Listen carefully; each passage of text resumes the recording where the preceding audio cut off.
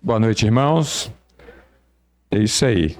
Que o Senhor nos dê entendimento, nos dê discernimento e nos dê convicção da fé nele, né? O Senhor, ele alcança todos, ele fala através de todos, e que essas palavras foi dita aqui pelo nosso irmão Valdir possa nos despertar e saber que o Senhor tem cuidado de cada um de nós. As aflições desse tempo presente não são para comparar com a glória em que em nós há de ser revelada, né? Então que nós tenhamos essa firme convicção que o Senhor é que cura, o Senhor é que salva, Ele que nos permite viver a cada dia. E o interessante, irmãos, que a Bíblia revela aquilo que o Guilherme falou na parte da manhã, sobre aquilo que há de vir, né? Nós temos conhecimento através da Bíblia sobre o futuro, sobre as coisas que há de vir, né? Eu queria convidar os irmãos a abrir a carta de Pedro, para a gente tentar aprender um pouco sobre alguns pontos aqui que Pedro vai abordar aqui nessa carta. 1 Pedro capítulo 3, 2 Pedro capítulo 3, a partir do versículo... O capítulo 3, Pedro, ele traz uma... Quando você lê o capítulo 3 inteiro desse capítulo, ele fala da vinda de Jesus, ele fala Ele fala tudo de uma forma bem junta, sabe? Se a gente não tiver um discernimento sobre as passagens bíblicas que nos informam sobre os acontecimentos futuros, né? Pedro, ele traz ele traz tudo junto. Ele parece que vai acontecer tudo num momento só. Jesus vai vir, vai queimar a terra, vai destruir, vai...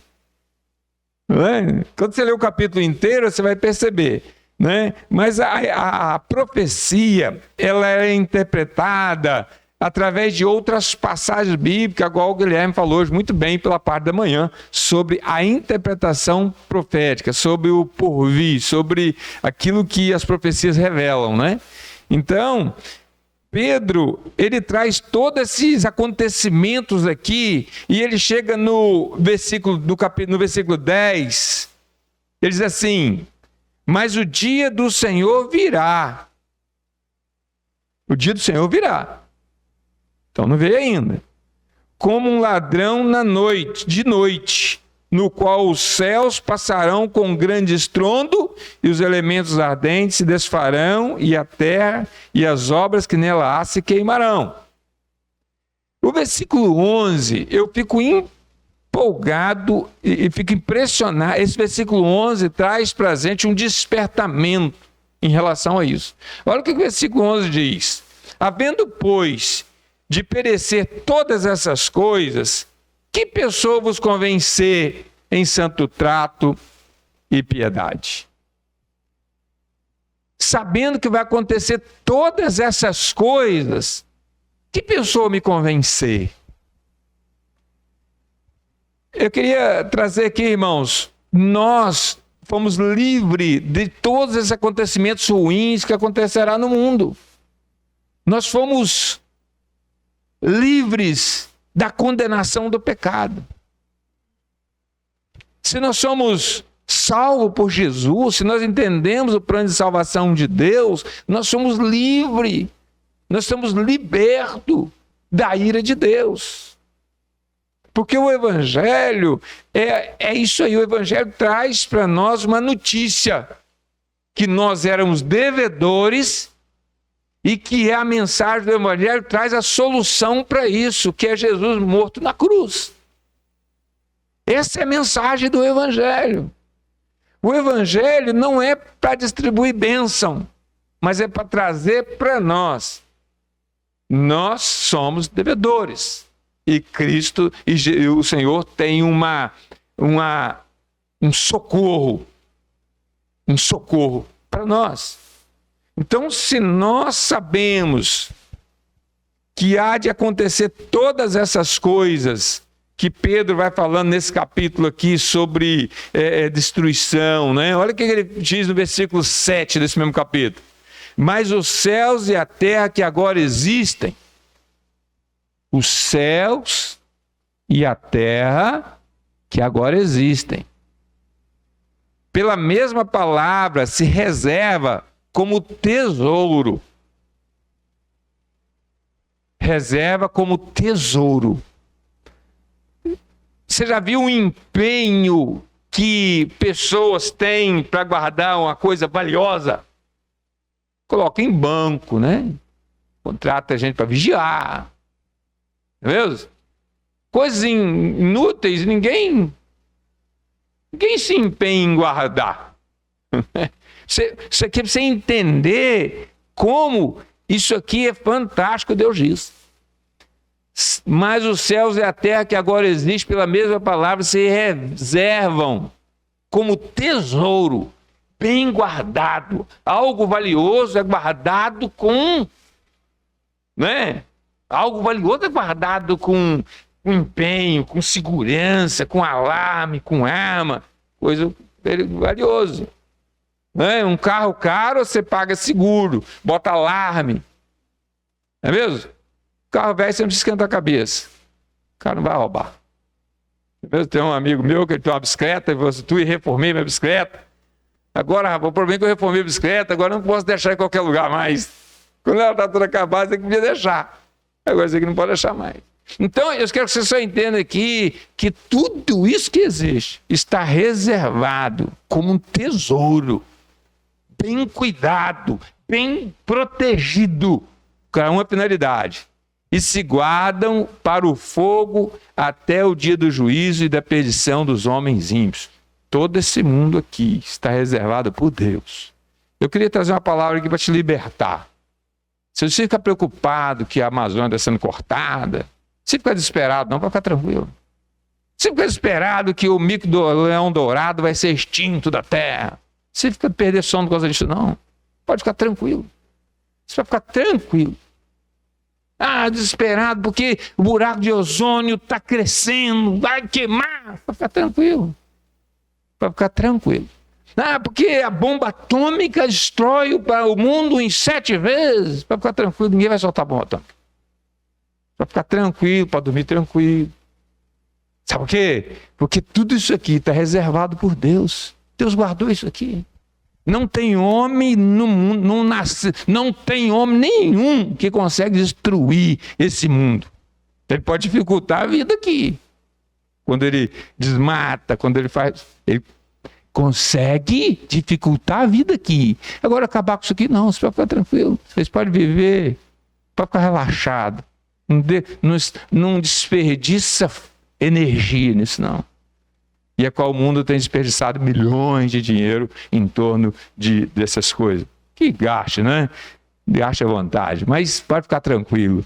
Então, ao saber que tudo isso aqui vai acontecer, que pessoa me convencer? O interessante, irmãos, que o Evangelho trouxe para nós uma liberdade. Uma liberdade. Nós somos livres. Nós somos libertos. Nós somos livres. Né? Então, quando ele diz que pessoa me convencer diante de tudo isso aqui? Que pessoa me convencer? É para a gente poder analisar. Não é a pergunta aqui, a fala aqui, não é que pessoa eu me convencer, não é que pessoa o Anderson convencer, não é que pessoa o Hélio convencer, mas é que pessoa me convencer sabendo tudo isso, saber que eu sou um salvo pelo Senhor, que eu criei em Jesus como Salvador, eu me passei de criatura de Deus a filho de Deus, a filho de Deus. Você sabe o que Pedro vai falar sobre isso nesse mesmo, no 1 Pedro? Olha o que ele fala aqui, ó. 1 Pedro, olha só que interessante aqui. 1 Pedro, capítulo 1, versículo 17.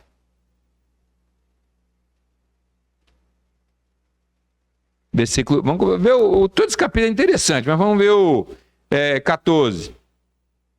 Versículo 14. Como filhos obedientes, não vos conformando uns com as concupiscências que antes havia em vossas ignorâncias. como filho obediente. Então, irmão, se eu sou um filho de Deus, se eu crio em Jesus, eu recebi o poder de ser feito filho de Deus. Mas se eu não crio em Jesus, se você não creu em Jesus, não tem Jesus como Salvador, não tem problema. Pode viver a vida como você bem entender, né? Como filhos obedientes, não vos conformando com a concupiscência que antes havia em vossas ignorâncias. Mas como é santo aquele que vos chamou, sede vós também santos em toda a vossa maneira de viver. Porquanto escrito está, sede santo, porque eu sou santo. E se invocai por Pai aquele que sem acepção de pessoa julga, segundo a obra de cada um, andai em temor durante o tempo da vossa peregrinação. Se eu invoco Deus por Pai, Ele espera que eu ande em temor durante o tempo da nossa peregrinação. Tempo da nossa peregrinação. O tempo da nossa peregrinação é o tempo de vida que o Senhor nos dá nessa terra.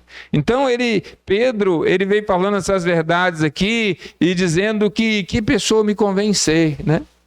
Você pode ser o que você quiser ser, né? A gente escolhe coisas a ser, né? Nós escolhemos profissão a seguir, nós escolhemos, né?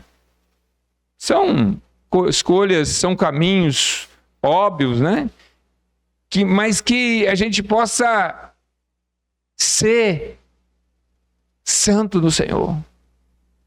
A gente possa escolher aquilo que agrade ao Senhor. Paulo, ele vai nos dar uma liberdade muito grande quando ele diz lá em 1 Coríntios, capítulo 6, ele vai dizer assim, capítulo 6, versículo 12, vamos a 1 Coríntios? Olha só que interessante a palavra que Paulo fala aqui, ó. Libertadora essa palavra, hein? Essa palavra é libertadora. 1 Coríntios, capítulo 6, versículo 12. Ele vai dizer essa palavra aqui, ó. Que essa palavra aqui é interessante, ó. Todas as coisas me são lícitas. Todas as coisas me são lícitas. Mas nem todas as coisas convêm. Que pessoa convém ser? Porque o Senhor, quando Ele nos salvou, irmãos, Ele não implantou em nós um chip que nos reprogramou. Quando a gente compra um celular usado, o que a gente faz? A gente faz uma limpada, né? Que tem um termo, chama... como é que faz quando você limpa um celular novo? Oi? Formatar. Aí você formata o celular e encaixa tudo novo, né? Mas o Senhor, quando nos salvou, Ele não nos formatou, mas Ele implantou em nós um aplicativo dele que nos direciona e nos guia através do Espírito Santo de Deus. Nos guia, nos direciona em direção a Ele. Que batalha contra as nossas vontades carnais. Aí Paulo vai dizer assim, todas as coisas me são lícitas, mas nem todas as coisas convêm. Todas as coisas me são lícitas, mas eu não me deixarei dominar por nenhuma. Todas as coisas me são lícitas. Então, irmãos, para nós, você que já é um crente, se você não é um crente em Jesus ainda, você possa entender isso. O que é ser crente em Jesus? Ser crente em Jesus não é frequentar simplesmente uma igreja. Ser crente em Jesus não é simplesmente isso. Nós venhamos para aqui é porque a gente creu em Jesus. A gente vem aqui para aprender do Senhor, para adorar o Senhor, para divulgar a palavra do Senhor cantada, falada, né? Porque a gente criou, a gente desenvolveu esses bancos, né? Comprou esse banco confortável, com ar-condicionado, para que você possa sentar aí e poder cultuar o Senhor no sentido de aprender dele, né? No sentido de divulgar a palavra dele, né? Porque ser crente em Jesus é isso. Não é simplesmente estar aqui, mas é se tornar, reconhecer que eu não tinha possibilidade, não tinha condição mas o Senhor me deu a salvação, me regenerou, me deu vida e vida eterna. Então ele vai dizer assim: todas as coisas me são lícitas, mas nem todas as coisas convêm. O Senhor nos dá a liberdade de caminhar. Ele nos dá a liberdade de fazer aquilo que é certo. Nós somos livres, irmãos. Aí tem um hino que se canta, né? Cativa-me, Senhor, para livre eu ser. Eu sou um cativo do Senhor, mas liberto automaticamente, né? Nós somos livres. Aí uma pessoa virou dizendo, né? Eu faço o que eu quero, eu fumo, eu bebo, faço o que eu quero, tudo bem. Eu também, se eu quiser, eu posso fazer isso. Mas eu não preciso disso. Eu não preciso disso para ser feliz, ou não preciso disso. Porque nós só somos verdadeiramente livres, irmãos, quando a gente tem força para não fazer aquilo que a gente deseja. Tem uma frase de um pensador, né? Nós somos verdadeiramente livres. Então, Paulo ele vai expressar aqui: todas as coisas me são lícitas, mas nem todas as coisas convêm. E o que Pedro quer trazer para nós é isso: que pessoa me convém ser? Saber do que foi feito pelo meu resgate.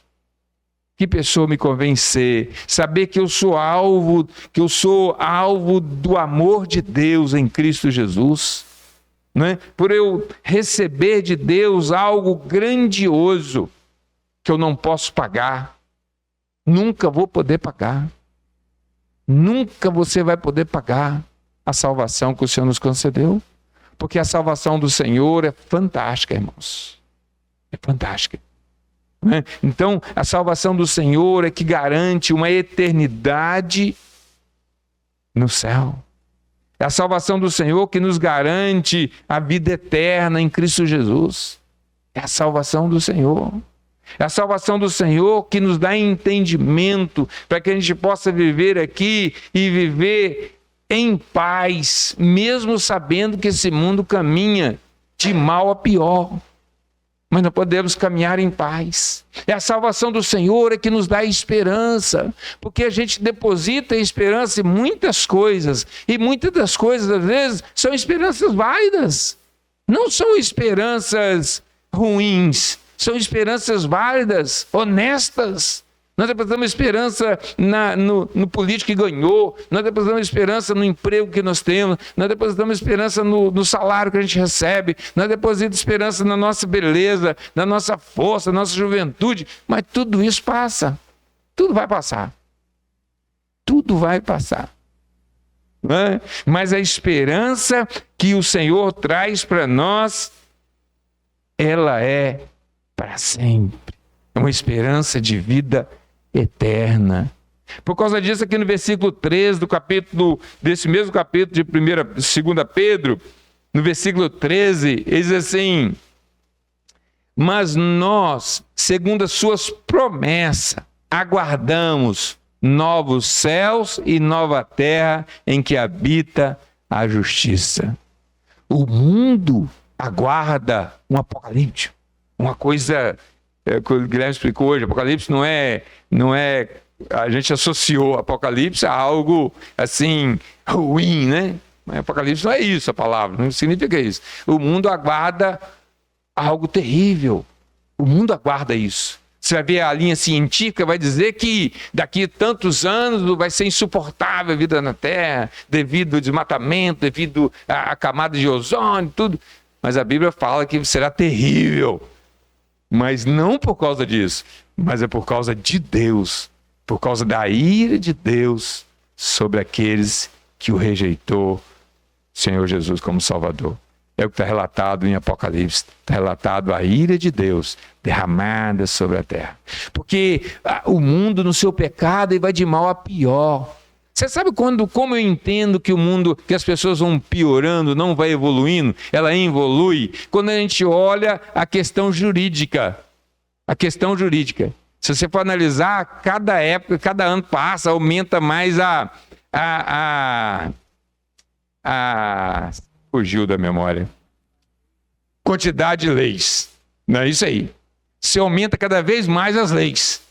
Né? O homem convive com mulher e o homem tem que tratar a mulher bem. Quantos mil anos que o homem tem que tratar bem a mulher? Mas hoje surgiu uma lei específica para proteger as mulheres. Mas esse homem não aprendeu ainda a lidar com as mulheres, rapaz. Quanto tempo a gente lida com mulher? Quanto tempo a gente sabe que mulher é um ser mais frágil? Que você não deve agredir, que não se deve fazer. Sabe o que tem que fazer agora? Uma lei específica para proteger as mulheres. O homem melhorou, piorou? Piorou. Você está entendendo? O ser humano é isso aí. Ele vai caminhando de algo, ele vem caindo, descendo, por causa que a Bíblia vai dizer, o homem no seu pecado, ele vai de mal a pior. De mal a pior. Né? Mas aí, para nós, como crentes em Jesus, o versículo 3 diz assim, mas nós, segundo a sua promessa, aguardamos novos céus e nova terra. Quando a gente agrada novos céus, quando nós entendemos isso, irmãos, nos vem aquela palavra que Paulo vai dizer assim, o amor de Cristo me constrange. Me constrange. Não é? Essa ideia que Pedro quer trazer aqui, essa ideia que ele quer trazer aqui, que pessoas nos convencer em santo trato e piedade. Piedade. Piedade tem uma definição de piedade que é o relacionamento correto com Deus.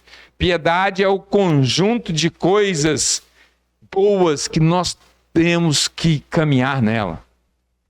Bondade. É semelhantemente ao fruto do Espírito, a piedade.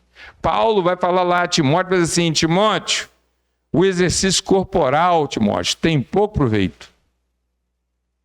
O exercício corporal tem pouco proveito. Mas a piedade de tudo se aproveita. Está lá em Timóteo, 2 Timóteo. Acha esse versículo para mim, Patrícia. Fugiu da mente do versículo. Está lá, Timóteo. O exercício da piedade é todo ele aproveitoso. Olha só o que Paulo vai falar sobre piedade. Olha o que ele vai falar em piedade, sobre essa questão da piedade.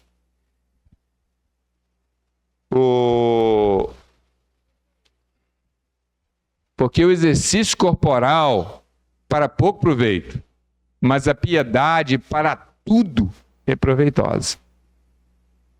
A piedade tudo é proveitosa. Tendo a promessa da vida presente, olha só que interessante. Então, o exercício da piedade tem benefício na vida presente e na que há de vir. O exercício corporal, ele só tem utilidade aqui. Tanto o exercício corporal no sentido de físico, né? Físico, como o exercício também um exercício de agradar ao Senhor. Deixar de fazer certas coisas, né? Um exercício de agradar ao Senhor. E o exercício físico, ele só vai ter necessidade, aquele é útil, muito importante, mas comparado com a piedade, ele tem pouco proveito. Porque a piedade, ela transcende essa vida que nós estamos vivendo. A piedade, ela transcende. Então, quer dizer que Pedro nos exorta a isso. Que pessoa nos convencer em santo trato e piedade? Piedade, essa definição, né, é uma atitude correta em relação a Deus, diferente da impiedade. A impiedade. Né? Então, quando eu gosto de entender isso aqui, quando ele fala convencer, sabe por quê? Porque a gente não é. Porque a gente fala convencer. É porque a gente não é. Nós, naturalmente, nós iremos caminhar distante de Deus. Se a gente seguir o desejo do nosso coração, irmãos, a gente vai seguir outros caminhos. A gente tem que ser sincero por isso. Se a gente seguir os nossos desejos, nós não vamos ser fiéis à esposa, ao marido, aos filhos, a todos aqueles que nos rodeiam, se a gente seguir o desejo do nosso coração. Por causa disso que ele diz aqui, que pessoa me convencer, que marido me convencer, que esposa me convencer, que aluno me convencer, que professor, Dudu, me convencer, né? Que empregado me convencer, que patrão me convencer, sabendo que nós temos Deus que nos abençoa, que cuida, que nos ama, que trabalha em favor de cada um de nós. Que pessoa me convencer? Saber de tudo isso. Que pessoa me convencer? Então ele vai dizendo, vai caminhando e vai dizer assim, mas nós, aí diz aqui, versículo 12, aguardando e apressando-vos para a vinda do dia de Deus, em que os céus em fogo se desfarão e os elementos ardendo se fundirão. Ele está falando aqui aquilo que eu disse. Ele fala de tudo junto, parece que vai acontecer tudo no mesmo instante, mas se você entender as profecias bíblicas, acompanhar o estudo do Guilherme, você vai ter esclarecimento bem detalhado nessa questão aqui. Não é mesmo? Guilherme tem trago uns estudos aqui, didático, muito bem informativo. A Alessandra até comentou, né, que a dona Lécia sempre explicou o plano divino, mas a gente não conseguiu entender é difícil acompanhar o raciocínio, né? Mas na forma que o Guilherme traz, você consegue entender melhor, né? Então a Alessandra falou que nasceu um filho dela para ensinar ela como é que funcionava o plano divino. Como é que funcionava o quadro do plano divino. Porque era que ficava meio perdido, né? Agora não, Guilherme botando os detalhes, a gente consegue entender. Aí, quando a gente entende, aí esse versículo aqui vem à tona. Sabe, quando eu passo a saber de tudo isso, que pessoa me convencer? Porque a propagação do evangelho, irmãos, ela depende de cada um de nós. Nós que somos salvos pelo Senhor, somos testemunha do Senhor. Então, sabendo que aquele que não creu em Jesus, ele vai receber uma grande pena, um grande sofrimento, e nós somos responsáveis para transmitir isso, traz para a gente uma responsabilidade. Traz para a gente uma responsabilidade para anunciar, para testemunhar. O Senhor virá. O Senhor virá. O Senhor arrebatará a sua igreja. E o Senhor entrará em juízo com esse mundo. É uma palavra dura, às vezes, dizer que, às vezes, não condiz com a frase Deus é amor. Porque as pessoas têm esse versículo como uma totalidade de Deus. Esse versículo não expressa a totalidade de Deus. Deus é amor. Mas ele também é fogo consumidor. Deus é justo. Deus é justo. Deus é bom e justo. Então, na nossa vida, a gente pode plantar o que a gente quiser. Eu tenho uma ilustração que eu faço sempre aqui, eu vou fazer de novo. Deus é bom e justo. Eu exemplifico isso no supermercado. A vida é como um supermercado. Você entra, você pode colocar o que você quiser no seu carrinho. Quando você entra no mercado, não quando você entra no Dom, então um carrinho grandão, cabe muita coisa. Você pode botar o que você quiser ali dentro, ninguém proíbe. Ninguém chega e fala, pode botar isso aí não. Ninguém proíbe. Pode ser qualquer cor, qualquer aparência, qualquer um pode entrar lá e encher o carrinho. Pode botar o que você quiser. Amor de Deus. A vida é isso. A vida que nós vivemos aqui é o amor de Deus que nos, cada dia, permite que nós acordemos. O amor de Deus que permite que a chuva, ela cai sobre todos. O amor de Deus. O amor de Deus permite que o sol nasce para todos. Você já pensou, você já questionou esse sentido que eu vou questionar aqui? Às vezes está chovendo, né? A gente fica assim, poxa vida, tanto lugar precisando específico de chuva e a chuva está sendo, em certo sentido, desperdiçada aqui. Isso é o amor de Deus, irmãos. Ele derrama todos. Então a vida é como entrar num supermercado. Você pode botar o que você quiser no carrinho. Agora a justiça de Deus, ela acompanha o amor de Deus. A justiça de Deus, ela está no caixa do supermercado. Você pode botar o que você quiser no carrinho. Agora só passa no caixa. Se você tiver dinheiro para pagar. Só que a justiça de Deus é tão interessante que a vida é como um supermercado e nós botamos o que nós quiser dentro dela. Nós podemos fazer o que quiser. Tudo me é lícito. Tudo me é lícito. A gente pode botar o que a gente quiser dentro dele.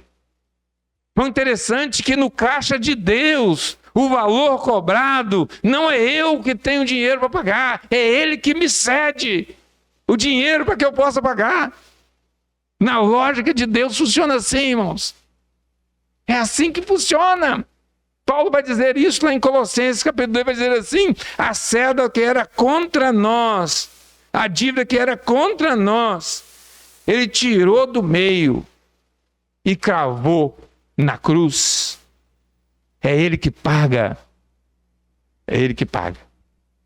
Por causa disso, que pessoa me convencer, sabendo que eu tenho algo que eu não mereço. Eu tenho algo que eu não mereço. Que pessoa me convencer? Então que a nossa caminhada, esse tempo de peregrinação que o Senhor tem nos dado, que a gente possa medir as nossas ações, intenções e atitudes em Deus e saber quem eu sou, para onde eu vou, quem eu sou, para onde eu vou, que me garante isso, né? Que a gente possa olhar e perceber isso. Se o Senhor Jesus Cristo habita em nós, que nós cremos em Jesus, que nós possamos ser nova criatura. Que a gente possa permitir que o Espírito de Deus que habita em nós seja atuante para nos convencer, para nos direcionar, para nos instruir a caminhar de uma forma melhor, irmãos. O desafio é de cada um de nós. Eu enfrento os desafios. Só o Senhor e o Espírito sabem o quanto eu tenho que lutar para vencer, né? Aquela música do Thales canta: todo dia o pecado vem. Todo dia o pecado vem e me chama. Todo dia. Todo dia o pecado. Mas eu quero é Deus. Eu preciso de Deus. Eu preciso de exercitar a piedade na minha vida. E o versículo 18, para encerrar, ele diz assim, para a gente ter convicção e mudar as nossas atitudes, para exercitar a piedade, nós temos que ter em mente esse versículo 18 do capítulo 3 de 2 Pedro. Olha o que ele diz aqui. Antes de qualquer coisa, crescei na graça e no conhecimento de nosso Jesus Cristo, Senhor e Salvador Jesus Cristo. A Ele seja dado a glória, assim agora e no dia da eternidade. Antes de qualquer coisa, irmãos, crescei na graça e no conhecimento do nosso Jesus Cristo. Quando eu conheço, eu consigo me tornar uma pessoa melhor. Que Deus nos abençoe e que Deus nos direcione, e que essa frase esteja em cada ação. Nós não podemos dizer: que pessoa me convém ser? Que pessoa convém eu fazer neste momento? Qual a decisão, qual a atitude, qual as palavras, qual o caminho que eu devo percorrer baseando no amor de Deus em Cristo Jesus por cada um de nós. Que pessoa nos convém ser em fino trato e piedade. Em nome de Jesus, nós agradecemos. Amém.